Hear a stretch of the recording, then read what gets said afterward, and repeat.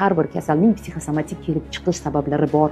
Ya'ni qancha ko'p negativ emotsiyalarga berilib, qancha ko'p negativ fikrlarda yashar ekansiz, dedilar, deylik, o'sha birovlarni aybdor qilib, o'zingizga rahm qilib, umuman olganda hamma narsadan недовольный, ya'ni noshukur holatda yashar ekansiz. Istaysizmi, istamaysizmi, bu butun tanangizni kletkalariga nihoyatda kuchli ta'sir qiladi. Statistikaga e'tibor qaratsak, ko'krak bezi saratoniga chalingan kasallar soni 2022-yilda 2019-yilga qaraganda 12% ga o'sgan. Ko'krak bezi saratoni O'zbekistonda ayollar kasallanishi va o'limi bo'yicha nima deb o'ylaysiz, nechinchi o'rinda turadi?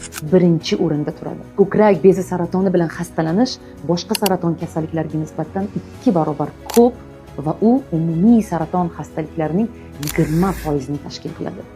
Bu judayam qo'rqinchli statistika.